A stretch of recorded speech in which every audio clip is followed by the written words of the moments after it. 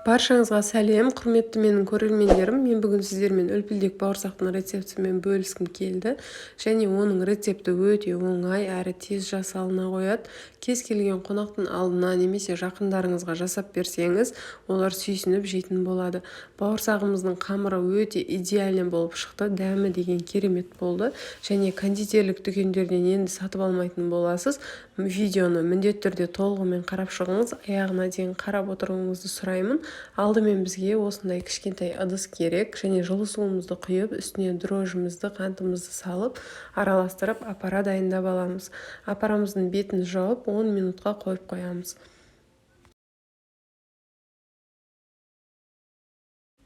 Енді құрғақ қамыр илейтін ыдысымызды дайындап, ішіне жылы сүтімізді құямыз, және оның үстінен ерітілген сармайымызды құйып, 2 жұмыртқамызды салып, майонезімізді салып, тұзымызды салып, барлығын араластырып аламыз.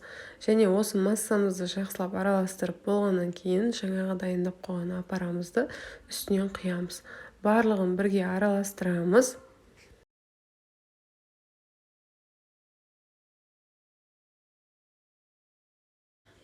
Міне біздің массамыз дайын болды. Енді ұнымызды електен өткізілген болу керек міндетті түрде.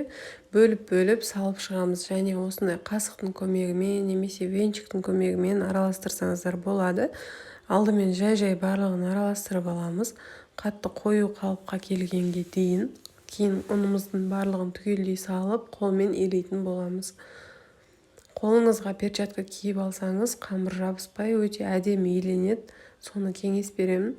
Ал енді құрметті көрермендерім, менің рецептерім сіздерге қызық болып жатса, каналым ұнап жатса, қазақ тілді YouTube каналдың дамуына өз үлесіңізді қосып, комментарий қалдырып, лайк басып, және тіркелмеген болсаңыз, подписаться батырмасын басып кетуіңізді сұраймын. Мінекей бауырсағымыздың қамыры дайын болды. Бетін жауып 1 сағатқа жылы жерге қалдырамыз. Міне 1 сағаттан кейін қамырларыңыз осылай көтерілетін болады. Өте жұмсақ. Тағы да егер июн қандырғыларыңыз келсе, маймен қайтадан біріктіріп, басын біріктіріп, қайтадан илеп жауып қойсаңыздар болады. Осылай қамырымызды ыдыстан алып, теңдей етіп 2 бөлікке бөліп аламыз. Екеуін де зуала етіп аламыз қолымыздың көмегімен.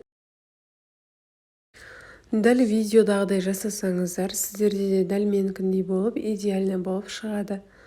Міне зуалалап алдық қамырымызды, үстінен енді тым қатты баспауларыңыз керек. Осылай қолдың көмегімен біраз жайып аламыз, және енді аздап ұн шашып, бетіне де аздап ұн шашып, оқтаудың көмегімен жайып шығамыз. Қатты жұқа болып кетпеу керек. Қатты жұқа болған кезде, ол пісірген кезде қатып қалуы мүмкін. Сондықтан қатты жұқа болмауын қараңыздар. Видеода көрсеттім қалыңдығының қандай болу керектігін. Дәл сол қалыңдықпен жайып істесеңіздер, бауырсақтарыңыз өте әдемі шығады. Және барлығының мөлшерін айтқанымдай описание бөліміне қалдырып кетемін. Қарап алыңыздар. Ал видеом ұнап жатқан болса, жақындарыңызға таратып, жасап берсеңіздер болады. Міне осындай бокалдың көмегімен, немесе сіздерде кескіш болатын болса, осылай әртүрлі формаға салып кессеңіздер болады. Егер домалақ бауырсақ сізге ұнамайтын болса, 4 бұрышты етіп кессеңіз де болады. Міне осылай барлығын дайындап аламыз, және артылған қамырды да алып, оны да зуала етіп, соңында қайтадан жайып, оны да дөңгелек етіп кесіп аламыз. Міне менің екінші зуалам, екеуін де дайындап алдым, және бауырсақтарды міндетті түрде осындай матаның немесе шашықтың үстіне қою керек, себебі жабысып қалуы мүмкін. Бауырсақтарымызды енді бетін жақсылап матамен жауып 15 минутқа қалдырамыз. Сол уақытта көтеріліп өте әдемі болып тұрады. Қамырларымыз үлпілдек болып, салмағы да өте жеңіл болып тұрады. Міне 15 минуттан кейін түрлері осылай шамалы ісіңкіреген болып шығады. Енді газымызға сковородкамызды қойып, майымызды құйып қыздырып аламыз.